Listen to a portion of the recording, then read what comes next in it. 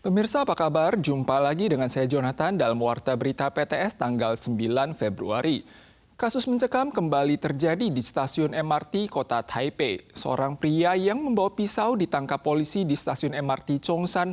Sementara stasiun MRT Tan Park dan Santau Temple juga melaporkan kasus kebakaran yang dilakukan oleh lansia 72 tahun yang menyatakan bahwa ia membakar jerami untuk menarik perhatian umum.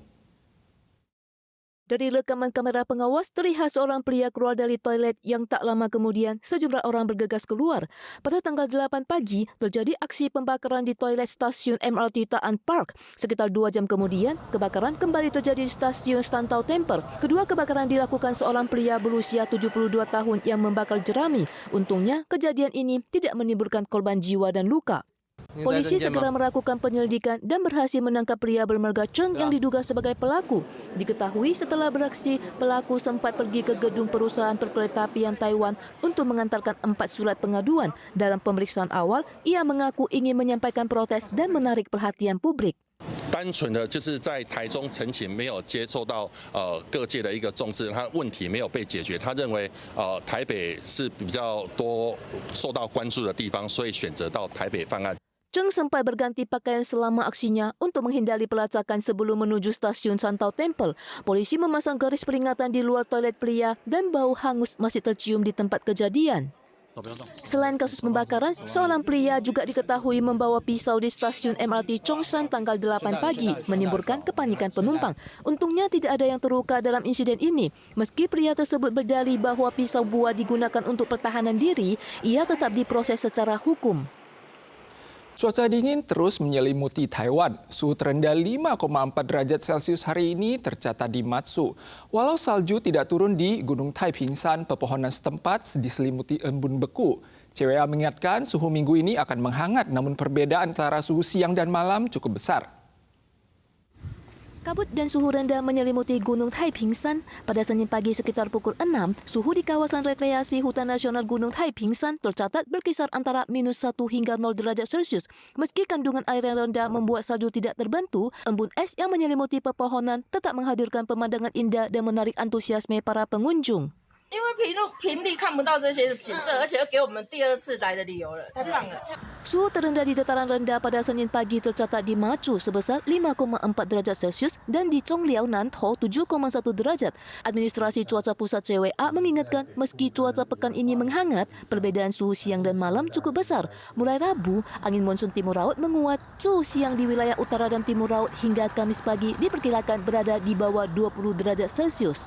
到了周四呢，各地的一个气温就会开始逐渐的回温。那接下来比较没有明显的冷空气，从周五一直到周日，也就是小年夜这段期间，大致上各地的气温感受都是会比较舒适到温暖。 Meski pengaruh udara dingin melemah, CWA memperingatkan pendinginan radiatif di wilayah tengah hingga utara dari Senin malam hingga Selasa pagi menyebabkan suhu di area terbuka berpotensi turun di bawah 10 derajat dengan perbedaan suhu siang dan malam cukup besar. Masyarakat diimbau menjaga kehangatan saat beraktivitas. Suhu diperkirakan kembali menghangat sehari menjelang malam Tahun Baru Imlek. Kaohsiung dan Tainan melaporkan kasus pertama demam berdarah dengue asal luar negeri pada tahun ini. Kasus di Kaohsiung melibatkan seorang pria Taiwan yang telah lama bekerja di Indonesia. Ia merasa tidak enak badan setelah kembali ke Taiwan dan terdiagnosis DBD pada tanggal 5. Sementara kasus di Tainan melibatkan seorang wanita Vietnam yang tertular DBD setelah kembali dari Vietnam. Petugas melakukan desinfeksi di sekitar kediaman penderita. Kaohsiung melaporkan kasus demam berdarah dengue atau DBD impor pertama tahun ini pada pria Taiwan yang bekerja di Indonesia dalam jangka panjang. Ia mengalami demam dan nyeri otot pada akhir Januari. Setiba di Taiwan, ia terdiagnosis DBD tipe 1 tanggal 5. Tainan juga melaporkan kasus DBD pada seorang wanita Vietnam yang tertular DBD tipe 2 setelah mengunjungi kerabatnya di Vietnam. Hingga tanggal 6, Taiwan telah mencatat total 10 kasus DBD dari Indonesia, Filipina, dan Vietnam. CDC mengingatkan para pelaku perjalanan luar negeri untuk mengambil langkah preventif saat berpergian ke kawasan Asia Tenggara, terutama menjelang Imlek. Sebuah pesawat Hiwei Air mengalami insiden ban copot saat mendarat di Bandara Taoyuan kemarin, menyebabkan landasan pacu tersendat akibat reaksi berantai oleh 3 penerbangan, termasuk EVA Air dan Hong Kong Airlines, yang mengeluarkan sinyal pertolongan darurat Mayday dalam waktu 10 menit. Untungnya ini hanyalah alarm palsu. Sebuah pesawat TWR yang mendarat di Bandara Internasional Taoyuan mengalami insiden terlepasnya ban sisi kanan. Pengelola bandara segera menghentikan sementara operasi lepas landas dan pendaratan di landasan Pacu Utara serta melakukan inspeksi. Berhubung kejadian terjadi pada jam sibuk dan hanya satu landasan Pacu yang beroperasi, insiden ini berdampak pada 14 penerbangan dengan keterlambatan rata-rata kurang dari 20 menit. 一定会担心的。对啊，因为你根本不知道说到底多久才会那个降落啊，但是这个燃料到底够不够？ Insiden TWR menyebabkan landasan Pacu bandara tersedat. Akibatnya, 3 penerbangan termasuk EVA dan Hong Kong Airlines sempat mengirim sinyal darurat paling tinggi Mayday dalam waktu 10 menit, yang berarti sisa bahan bakar pesawat hanya cukup untuk 15 menit. 一般我们飞行员会叫 Mayday 情形来讲的话，就是指引擎时间它在空的话，再过15分钟，不管是4引擎、2引擎、3引擎的飞机，所有引擎都会熄火，因为没有油。 Dewan Keselamatan Transportasi menyatakan setelah pemeriksaan, cadangan bahan bakar dari 3 penerbangan saat mendarat masih di atas batas minimum yang ditetapkan. Oleh sebab itu, insiden tersebut tidak termasuk kategori kecelakaan serius menurut Konvensi Penerbangan Sipil Internasional, sehingga tidak dilakukan penyelidikan resmi. Terkait penyebab insiden secara keseluruhan, serta apakah ketiga penerbangan mengirimkan sinyal Mayday sesuai prosedur, masih menunggu klarifikasi dari Administrasi Penerbangan Sipil. Jepang menggelar pemilu DPR tanggal 8 kemarin.